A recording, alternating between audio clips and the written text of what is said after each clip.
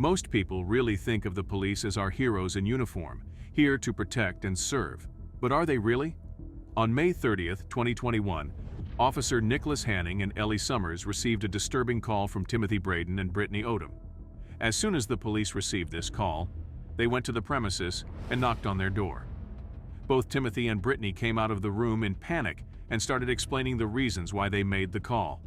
Brittany was peacefully sleeping in her room. As she was sleeping, she suddenly heard loud knocks on the wall and door. As she opened the door, she saw Michael Clark, her neighbor, standing in front of her with his fists clenched, and punched Brittany in the face. He then walked back to his room. Michael came there furiously to warn Brittany about the loud noises she was making, but Brittany denied that accusation and clearly told him that he was mistaken. However, that didn't stop him from punching Brittany's face, so she says. After listening to Brittany, the officer realized that there are a few missing puzzles in her story and had doubts regarding the authenticity of her story, as she was clearly intoxicated and there was no evidence of this plant accusation at all. She had no injuries and there was no blood. You would think that if she received such a horrific punch from Michael, her face would be covered with bruises. Had the police officers listened to their doubts and requested a background check on Brittany, they would have learned that she had a rather long criminal record, including a conviction for DUI, multiple felony domestic violence charges, and a 2016 conviction of fraud in the first degree for giving a false identity to police officers. However, the police officers decided to go by the story of Brittany and arrest Michael. By law, police officers have to identify themselves after they knock on anyone's door. But now, the police officers failed to do that and just barged into Michael's place once he opened the door. Michael, who was unaware of what was happening, panicked and held a crawfish snout sword to defend himself from his neighbors. However, he didn't know it was police officers standing right in front of him. Even though he didn't even try to attack them and just stood there, this 75-year-old man was knocked down by the police officers without showing any mercy. When both officers asked him to put down the sword, Michael put it on the bookshelf. The officers gave two different orders.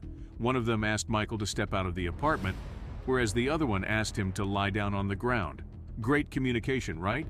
Michael refused to follow any of the orders given by the police officers, so one of the officers fired a taser at Michael before even giving any warnings. Michael hit his head and lost consciousness and was not able to move. The officers knew they were at fault and didn't call medical assistance immediately. They dragged the unconscious body of Michael outside of the apartment, and Officer Hannings tried to stage a crime that never took place.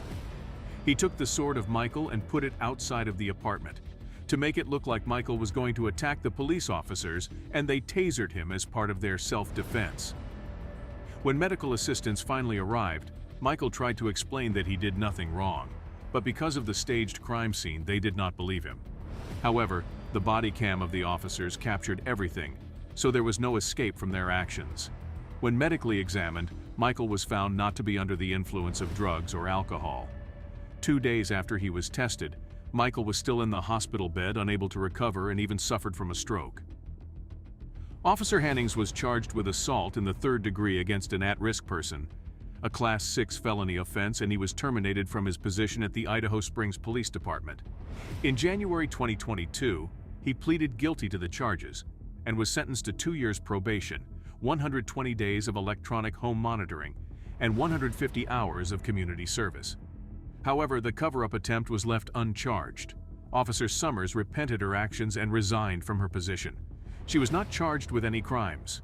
Michael sued the police department and received $7 million as a settlement.